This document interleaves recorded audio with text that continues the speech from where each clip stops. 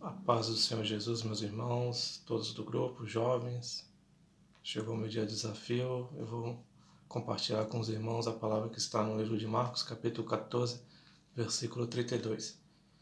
O título é Jesus no Getsemane. E foram a um lugar chamado Getsemane, e disse aos seus discípulos: Assentai-vos aqui enquanto eu oro. E tomou consigo a Pedro, Tiago e a João, e começou a ter pavor e angustiar-se. E disse-lhes: A minha alma está profundamente triste até a morte. Ficai aqui e vigiai. E tendo ido um pouco mais adiante, prostrou-se em terra e orou para que, se fosse possível, passasse dele aquela hora. E disse: Abba, Pai, todas as coisas te são possíveis. Afasta de mim este cálice. Não seja, porém, o que eu quero, mas o que tu queres. Amém, irmãos? Palavra bonita, livro de Marcos, e nos faz uma indagação, um questionamento. Por que Jesus veio à Terra? Qual foi a missão? A missão de Jesus, todos sabem, a missão da salvação. Mas Deus podia ter escolhido qualquer homem para essa salvação. No livro de Gênesis diz que Deus ele levantou muitos homens de Deus para falar sua palavra, para falar com seu povo. Mas Deus levantou os homens e o povo sempre virou as costas para Deus. Moisés, Isaías, Noé, muitos homens se ergueram para falar de Deus. A humanidade sempre virou as costas para Deus. No livro de Malaquias até o Novo Testamento, Deus ficou um bom tempo sem falar com o seu povo. Talvez cansado, não sei, por levantar tantas pessoas e as pessoas virarem as costas para ele, né? Deus mostrou os seus milagres e mesmo assim o povo descrente. Mas Jesus ele não veio ao mundo apenas para realizar mais uma religião, inventar mais uma religião. Quando ele veio, já existiam muitas religiões, todas falhas. Mas Jesus ele veio motivado por um sentimento celestial. Ele veio motivado pelo amor, o amor a mim, o amor a você. O ser humano ele tem esse dom da vida, esse dom celestial da vida, e ele já é composto de muitos sentimentos: amor, tristeza, alegria, angústia. Vários sentimentos que nos fazem, às vezes, ficar prostrados diante dos problemas, menos sabendo que Jesus está com a gente. Então, eu acho que Jesus, em uma conversa com seu Pai, uma conversa celestial, eu imaginando aqui, Jesus ele falou que ele queria sentir o que eu e você sentimos, a nossa fragilidade, a nossa angústia, a nossa tristeza, mesmo sabendo que tem um Deus que toma conta da gente e a gente ainda fica triste, às vezes a gente fica até descrente. E às vezes a gente até se pergunta: onde está Deus que não vê nossos problemas? Onde está Deus que não me acude? Por que resolve o problema do irmão? Porque está sempre com o irmão, mas não está comigo. E Jesus ele se pergunta por que ele fica tão triste, por que ele fica tão angustiado. E por isso que Jesus ele veio à Terra como mortal, como um homem, assim como eu, como você, para sentir o que eu sinto e o que você sente. Ele quis sentir as mesmas tristezas, as mesmas dores, as mesmas angústias. Ele veio ao mundo como mortal, mas também era Deus. Ao mesmo tempo que ele era mortal, ele também tinha o seu lado divino, porque um filho se nos deu, mas um menino nasceu, um filho se nos deu. É o lado humano, o lado divino de Jesus, né? E nesse dia, o lado humano de Jesus estava angustiado, estava triste, amargurado, porque o lado divino havia pregado uma peça em Jesus. O lado divino já estava mostrando para ele tudo o que ele iria passar, todo sofrimento, toda angústia, toda humilhação, toda a carnificina que iriam fazer com Jesus. O lado humano estava angustiado. Ele sabia que iria passar por aquilo, ele sabia que tinha que passar por aquilo. Ele sabia que o plano da salvação dependia daquele flagelo. E qual é o ser humano normal que conseguiria passar por aquilo? Ninguém conseguiria passar. Ele estava angustiado, ele chama os seus discípulos para orar por ele. Aí eu imagino os discípulos falando: cadê aquele mestre que fazia milagres, que curou o cego, que acalmou o mar? Esse não é o Jesus que a gente conhece. Ele está angustiado, ele está chorando, ele está deprimido. Mas Jesus chama 3 amigos que são mais chegados e para ele conta os seus problemas. Pedro, Tiago e João, ele fala, estou angustiado até a morte. Ele nos dá uma lição. Às vezes a gente se sente assim também, angustiado, e não tem ninguém para conversar. Porque eu não sou de ferro, você também não é de ferro. Ninguém consegue segurar a barra sozinho. Porque a gente às vezes faz besteira, quer resolver tudo sozinho, deixa a depressão tomar conta da gente, deixa as lutas tomar conta da gente, muitos fazem besteira. Ora a Deus para levantar um amigo, para compartilhar suas dores com você, não que ele vai resolver seus problemas, mas que ele vai chorar no seu ombro também, quando você estiver triste, ele vai se alegrar com você também. Não uma pessoa traíra que vai jogar seus problemas no ventilador, mas a pessoa que vai estar sempre com você. Deus ele levanta. Deus ele levanta amigos que são mais que irmãos. E era o que esses 3 discípulos eram para Jesus. Mas eles eram falhos, eram seres humanos e não conseguiam nem orar junto com Jesus. Ele estava totalmente angustiado. Imagina comigo, irmãos, nosso Jesus, nosso mestre. A palavra fala também que em outro livro que Jesus chegou a suar sangue, tão angustiado que ele estava. E à luz da ciência é possível, porque a pessoa quando está sob um estresse, uma angústia, o seu corpo ele flui totalmente o sangue num ritmo acelerado. Muitos morrem do coração, é o infarto do miocárdio. Quando a pessoa escapa do infarto do miocárdio, que é o infarto do coração, o corpo humano joga toda essa pressão para o cérebro. A pessoa sofre um AVC. Mas havia uma cruz preparada para o nosso Salvador. E não era ali que ele iria morrer.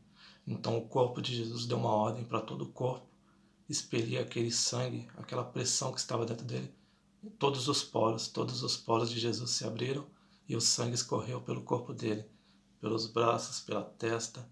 Então eu quero que você imagine o nosso Jesus agora, angustiado, triste, chorando, sangrando, angustiado até a morte, ele disse. Ele fez uma oração ao Pai, ele fez uma oração a Deus. Se for possível, passa de mim esse cálice. Por que Jesus pediu isso? Porque ele era humano. Ele era humano e não aguentava a pressão que ele estava sofrendo. Assim como eu e você também não aguentamos. Ele estava vivendo aquilo que nós vivemos. Todas as angústias, todas as amarguras. Ele faz um pedido ao Pai. Em outras palavras, eu não quero passar por isso. Eu já estou vendo que eu vou passar lá na frente. Vão me matar, vão me machucar, vão me humilhar. E eu não quero passar por isso. É esse pedido que ele faz ao Pai. Passa de mim este cálice. Eu imagino que 2 reinos se abriram ao lado de Jesus. O reino celestial, os anjos torcendo para que Jesus continuasse seu plano da salvação, e o reino do inferno torcendo para que Jesus desistisse, porque se ele desistisse não haveria salvação, eu não estaria aqui, você também não estaria ali, e todos os nossos problemas nós sucumbiríamos ao nosso problema, nós cairíamos porque não teríamos Jesus para nos acudir, não haveria salvação. Aí o lado humano de Jesus só enxergava a relva, só enxergava a escuridão, só enxergava aquela noite escura. O lado humano de Jesus estava fraco, mas o lado divino se sobrepõe. O lado divino é mais forte e mostra para ele, dias após dias, meses após meses, anos após anos, o lado divino mostra para ele, anos e anos, o que iria acontecer, séculos e séculos. E você sabe o que o lado divino mostrou para ele naquela noite? Mostrou eu, mostrou você. Não nos nossos melhores dias, na nossa religião tomada de poder, nos nossos melhores dias, não. Ele mostrou você nos seus piores dias. Ele mostrou você nos seus piores dias. Quando você está no seu quarto sozinho chorando, quando você está deprimido, quando você se olha no espelho e não gosta do que vê. Ei, jovem, quando você olha no espelho e não gosta do que vê, você que está depressivo, ele te viu naquele dia. Ele te viu nos seus piores dias, irmãos e irmãs. Nos dias que você estava chorando, que estava sozinho, ele estava do seu lado. E foi aí que ele teve uma decisão. Sozinho eles não conseguem. Sozinho eles não conseguem. Eles não conseguem. Se eu não estiver do lado deles, eles não conseguem. Então ele põe uma vírgula. Não seja feita a minha vontade, mas seja feita a tua vontade, Senhor. E então teve o plano da salvação para mim e para você, irmão. Para mim e para você. Jesus ele teve que passar por isso. Não porque ele quis, mas porque essa era a vontade de Deus. E quantas vezes a gente também reclama das nossas situações, quantas vezes nós reclamamos das nossas lutas, Quantas vezes nós pedimos para que não passar por aquele problema, mas às vezes é preciso passar. É preciso passar pelo deserto, porque Deus quer te moldar. Deus quer você mais perto dele. Deus quer você mais junto dele, orando mais perto dele. Jesus teve que passar por aquele processo porque foi a vontade do Pai. E muitas vezes você está passando, ou passou, eu não sei. De repente você está passando, irmão, jovem. Mas é Deus. Deus está no controle de tudo, de todas as situações. Deus está no controle de tudo. Tem uma palavra aqui, um ditado que fala bem assim. Deixa eu ver aqui. Um ditado que fala assim: não há bem que sempre dure, e não há mal que não acabe. Tudo passa. Não há bem que sempre dure, você nunca vai estar bem pro resto da vida, mas também não há mal que não acabe. Uma hora o mal acaba. Um outro ditado diz assim também, que alguns estão vivendo o verão, nossa vida são como as estações do ano, né? Alguns vivem o verão da vida delas. O sol da justiça está sobre elas, tudo dá certo.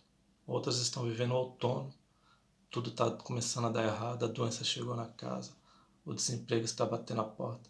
Outros estão vivendo o verdadeiro inverno, ou o inferno. Doença chegou, no desemprego, não tem dinheiro, tudo dando errado. E a pessoa se pergunta onde está Deus. Mas tudo é um ciclo, irmão. Tudo é um ciclo. O inverno vai passar e logo você vai estar no verão de novo.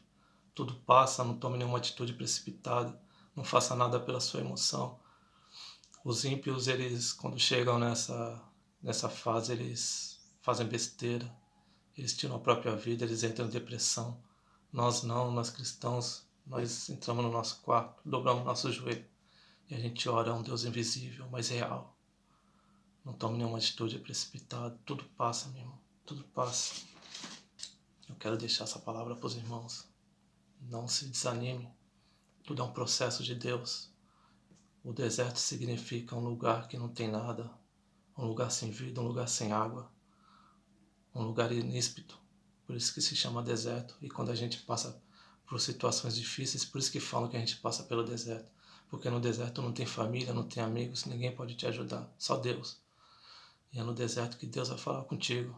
O deserto serve para isso, para a gente se aproximar de Deus, para nos moldar, para chegarmos mais perto de Deus. É no deserto que você vai ter um entendimento de quem é Deus na tua vida. É no deserto que você vai se conhecer. É no deserto que Deus vai se revelar a você. Amém, irmãos? Tudo passa. Nada é para sempre. Esse mal vai acabar, essa angústia vai acabar, essa depressão vai acabar. Tudo passa. Amém, irmãos? Fica com Deus.